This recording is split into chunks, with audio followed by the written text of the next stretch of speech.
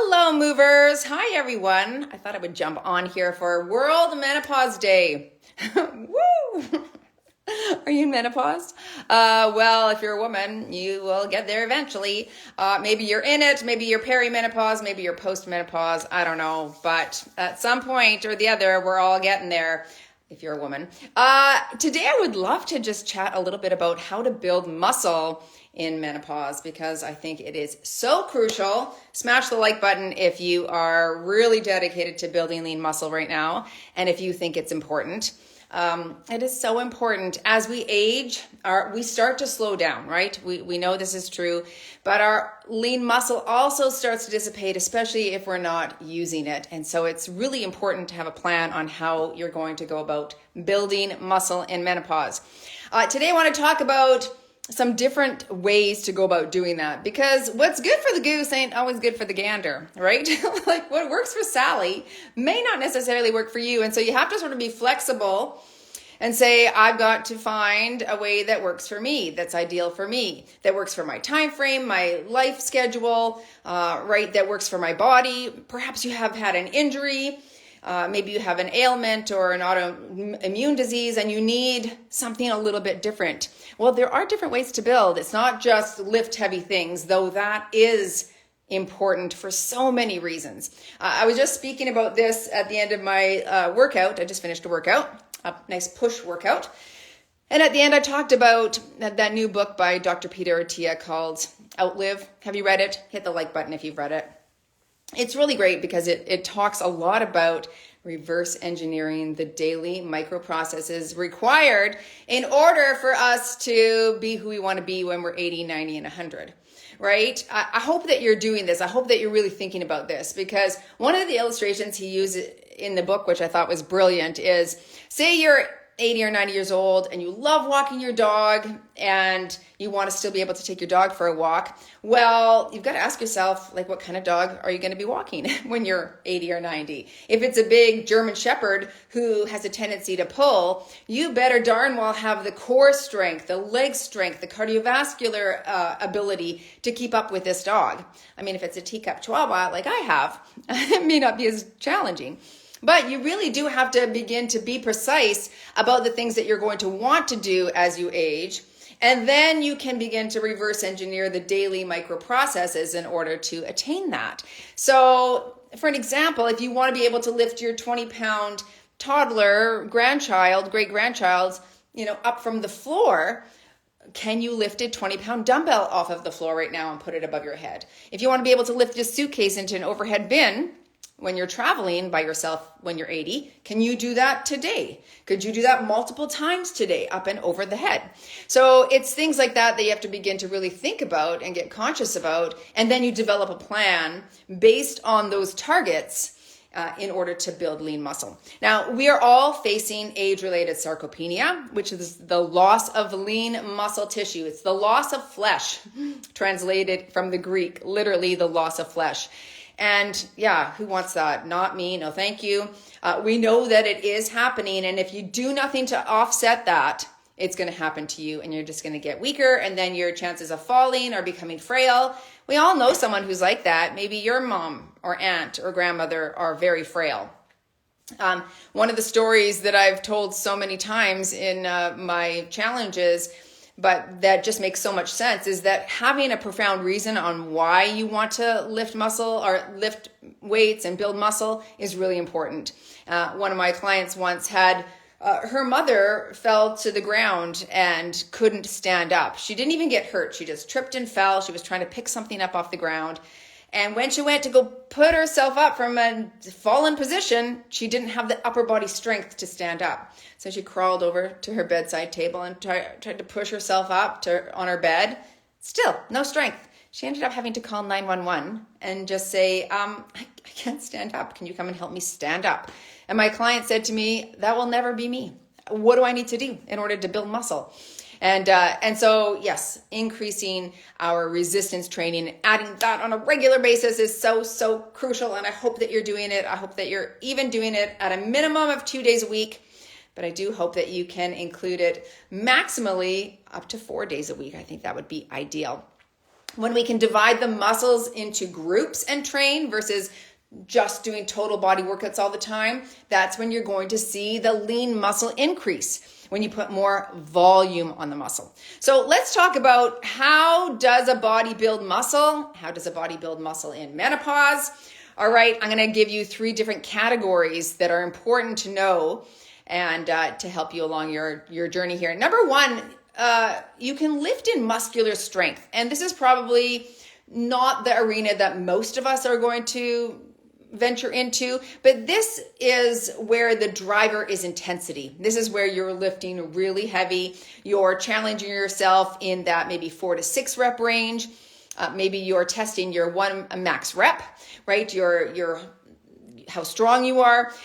Again, probably not a lot of us are going to be training in this range, but again, if you've got certain targets that you want to reach, if you want to be strong in certain arenas, diving into a workout like this every so often is not a bad idea either, to really challenge the muscle, and especially if increasing lean muscle mass and strength is your target, because when you lift heavy things, the muscle has to endure it, right? Then it has to adapt to the load, and then it grows, and that's how you increase your strength and increase your muscle size.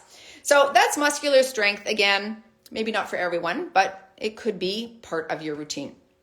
Number 2 is hypertrophy, and a lot of us have probably heard this. And if you've joined in any of my workouts on YouTube, smash the like button if you've joined me in a workout on YouTube so far. Love to have you over there. We have over 1,300 free workouts, so be sure to join over there. Tracy, Steen, Move Daily.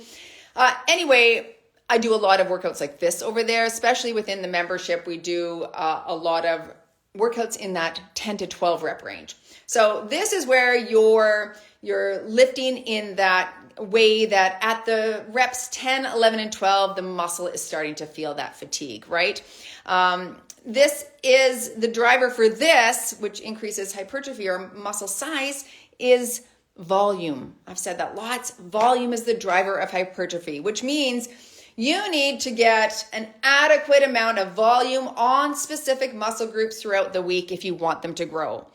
If you do a total body workout on Monday and it has 2 tricep exercises in it, and you do those tricep exercises, maybe a kickback, maybe a skull crusher, and then you don't hit triceps at all throughout the week because you're just doing other total body workouts or more cardio, your triceps will not grow in muscle.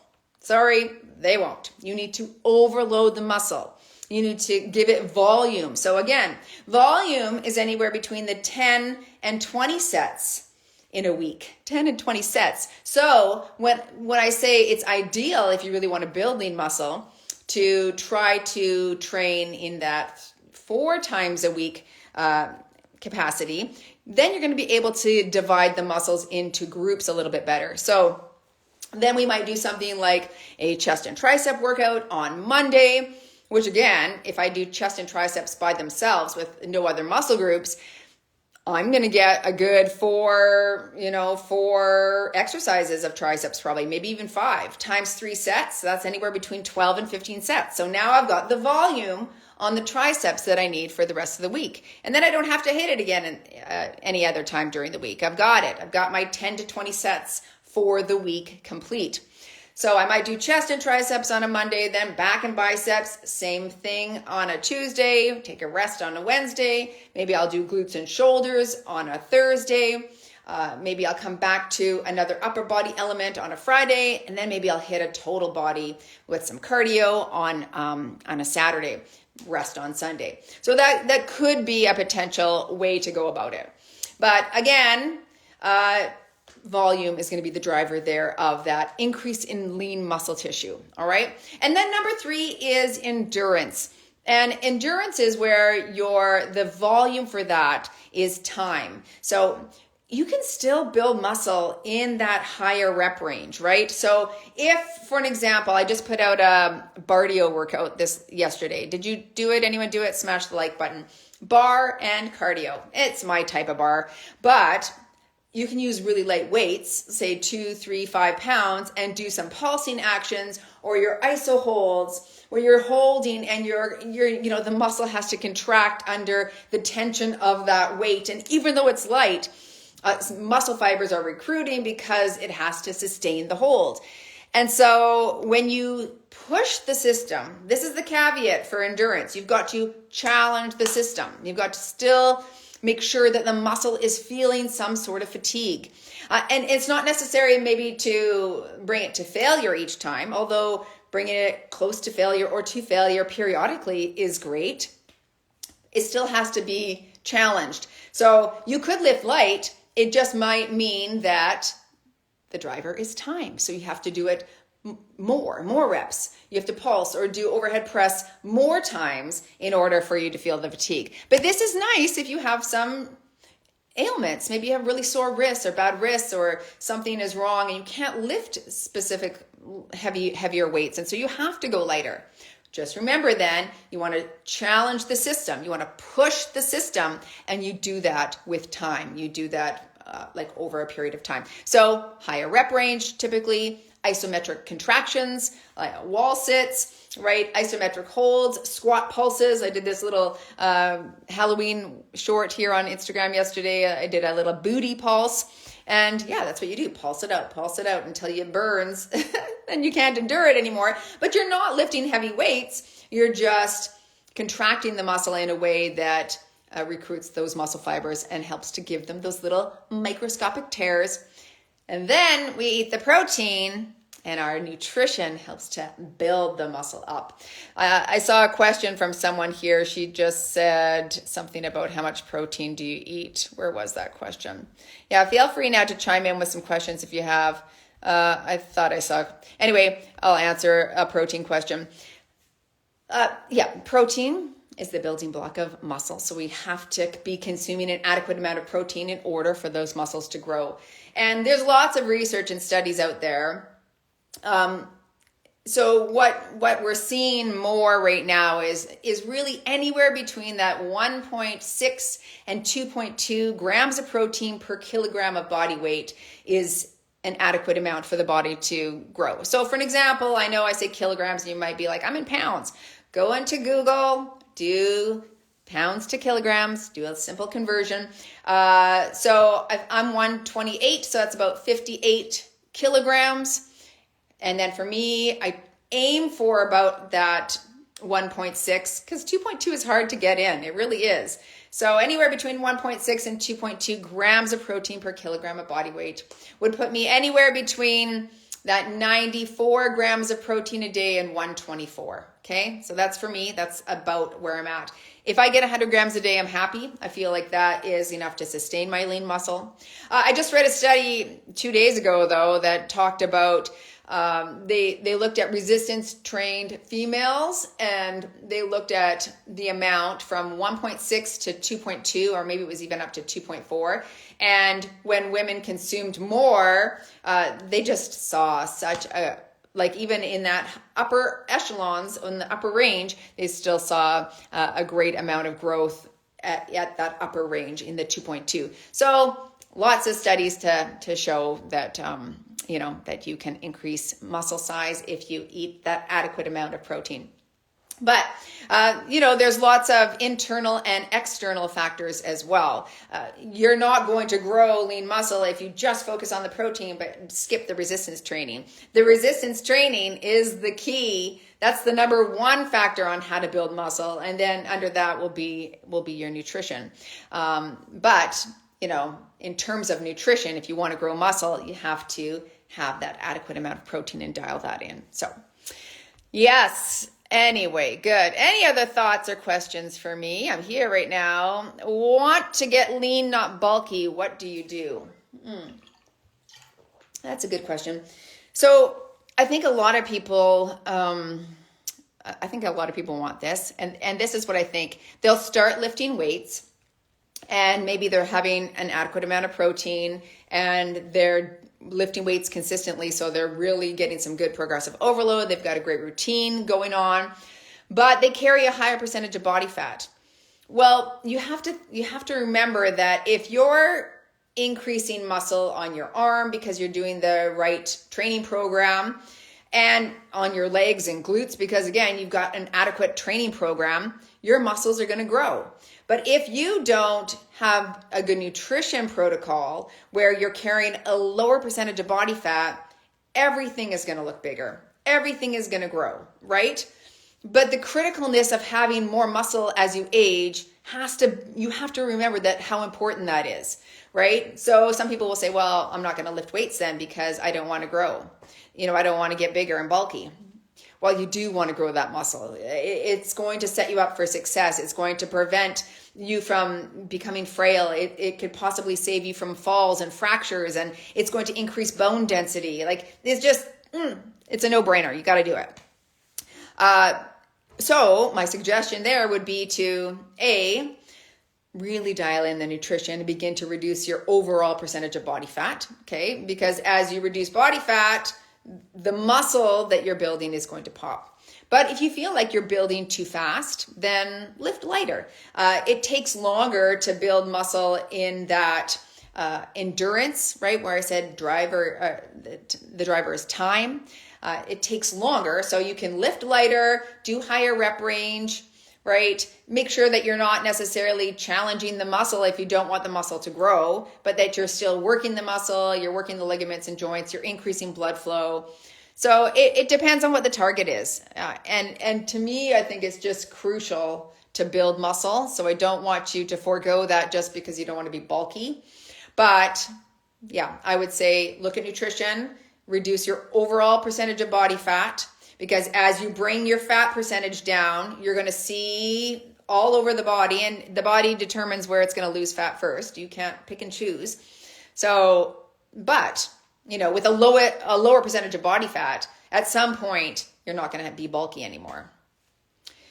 The question is, what are you willing to do it, right? How are you willing to live? What are you willing to forego? Like, there's it's hard. It's not easy. It's not easy being green, someone said. If you had prolapse surgery and can't lift heavy weights, well, I think then that's what I would do more in the endurance. Definitely check with your doctor in terms of what you are allowed or not allowed to do. Perhaps hire someone who's a prolapse specialist, like a trainer who specializes in prolapse, and have them develop a program for you. That's what I would do. But yeah, again, you definitely can build muscle with lighter weights. You just have to challenge the muscle, push the system, right? Important to do. All right. Any other thoughts or questions? My neck hurts when I do arm shoulder exercises. Can you suggest a way that will help with this? Yeah. When I was doing one-on-one training, you see so often people are shrugging when they're doing specific exercises. So they might have really tight neck extensors. And so those neck muscles recruit really quickly when you're doing things like shoulder exercises. I think to have nice lengthened neck muscles is important. So one of the stretches that I'll do quite frequently is like after a shoulder day is I'll hold my dumbbell, like say this was a heavy dumbbell here, and then just stretch those neck muscles up here. So it's pulling down while I'm lengthening through that muscle and trying to stretch it out. That's a good one.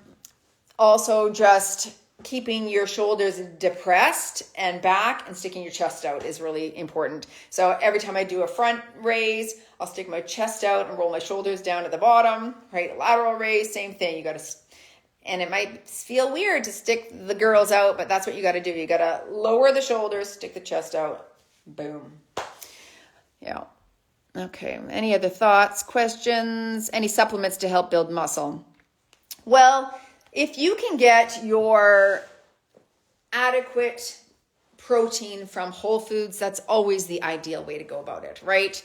Whole, unprocessed foods are so important because you always have to remember that you've got other targets too. Well, hopefully you do. My targets are also for longevity and also for improved gut health and also for reducing inflammation, right? So if those are my targets, I don't want to be eating a bunch of crappy processed protein bars because that is all processed foods. Yuck, no thanks, right? So aim to get all of your foods from whole food sources as best as you can. And if you need to supplement, you just maybe you're vegan or vegetarian and it's very challenging for you to get that adequate amount of protein in. Maybe you're doing more intermittent fasting to also, help with some fat loss, and you're like, okay, I have a hard time just eating that amount of food. And so possibly supplementing with a good protein powder. I think that might be ideal. That might be something that you do. But I wouldn't put that as a first resort, personally. Secondly, I use creatine. I have been on creatine now for the better part of maybe 2 years, a year and a half. And just so many studies have come out in regards to creatine with its help in increasing vascularity, helping you lift heavier, improving your memory function, improving cognition. We're seeing doctors use it in patients with Alzheimer's and dementia. So a lot of seniors are on creatine, lots and lots of studies. Just Google, recent creatine studies, and you'll be able to see that it is super beneficial. So those are the things I use currently. I used to recommend BCAAs a lot, and then I listened to Dr. Stuart McIntosh out of McMaster University. And one of the things he said, maybe he didn't say it, but in my studies and research, I heard this, was BCAAs is like splashing water on your face when you're in a pool. Like, don't really need it. It's kind of a waste of money. The primary amino acid in BCAAs is leucine, which you can find in animal protein and in quinoa even. So just making sure that you get that adequate amount of protein, I think, is key. What do you think of intermittent fasting? I think it's a wonderful protocol for a lot of people. You always have to think of what, again, your top goal is. So if your top goal is to build muscle, being in an anabolic state, which means fueling the muscle, feeding the muscle, getting it your 1.8 to 2 or 1.6 to 2.2 grams of protein in daily, spread out throughout the day. How are you going to do that? How are you going to get 2.2 when you're intermittent fasting and you only have 8 hours to eat that? I don't think you will. It's hard because you want to spread it out throughout the day. You want the muscle to be in an anabolic window as often as it can be if you're trying to grow, right? So I think it's a great protocol for losing body fat because it shortens your eating window. And by virtue of shortening the amount of time that you're consuming food, you're likely to consume less calories. And to lose body fat, we need to be in a calorie deficit. So that's how that works well. I used to do a lot of coaching too, from the things that I read and studied, that intermittent fasting was great for cell health and for autophagy. But the more I've listened to the health experts like Dr. Rhonda Patrick and Dr. Satchin Panda and David Sinclair and just different doctors, it seems to be that autophagy requires longer than just the 16 hours of fasting. It seems to be that if you did a prolonged fast or a 1 to 2 day water fast, then you might get better benefits if it's a little bit longer. But you've got to counter and balance that. I don't understand. Siri, she's always talking. You have to counter and balance that with the fact that you're going to be probably losing muscle if you're doing a lot of fasting. So, right? So then what is the target? What is the target? Do you want to be, sorry, I know. Do you want to be increasing muscle? Because if you're doing a lot of fasting, it's going to be challenging to do that because again, you need to be in an anabolic, not a catabolic state. Okay. So I love it. I think it's good for me. I do time restricted feeding or time restricted eating right now currently. And so my eating window is 9 hours. And in 9 hours, I feel I can get that 90 to 100 grams of protein in because I can do breakfast, lunch, and dinner, which is plenty for me. Every 3 hours I'm eating 30 to 35 grams. And now boom, I've got my adequate amount of protein for my body size. So for me, that works well. And I love that with intermittent fasting, so I'm stressing the body slightly, which is good because when our bodies get too comfortable and sedentary, there's no demand for more mitochondria and cell health to improve. So when you can put a little bit of that stress on, which is working out, getting cold, stressing the heart, increasing heart rate, and not going hungry, but you know what I mean, just having some hunger, I think is important. So what I love about it too, I was going to say, is that when I think, what am I saying? Okay. When I go to bed at 9, because I go to bed early like a newborn, when I go to bed at 9 p.m., I like having 3 hours before where I'm not eating. So, and that's really important too for reducing those glucose spikes before we eat, for not making the body have to go into metabolism and digestion and transport while I'm sleeping, right? We want all of that done when we're in our wakeful hours. Plus, when glucose and insulin are high, melatonin backs off, and so it can really disrupt our sleeping patterns as well. So I like to have 3 hours before I go to sleep without eating anything. Kitchen's closed at 6 p.m. in this house. Okay. Do you have a nutrition guide to go with these exercises? Well, I have the whole Move Daily membership.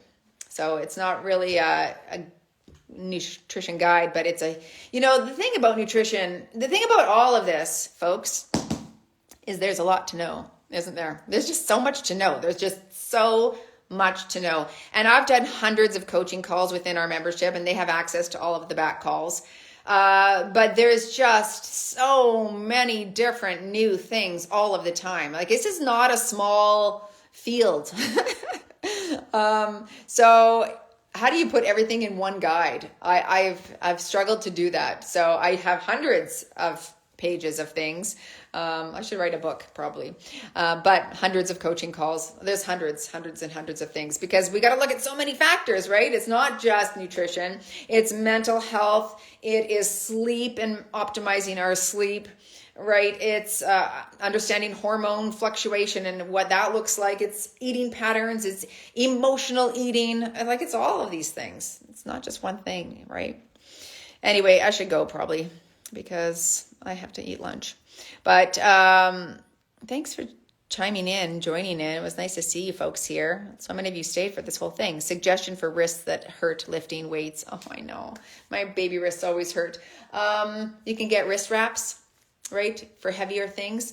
And then I guess a lot of strengthening. Do that 3-point turn on the wall all the time, stretch and strengthen. You can put a doweling with a string and hang a weight on the end and practice this so that you're actually training those forearms a little bit. That's an option as well. Anyway,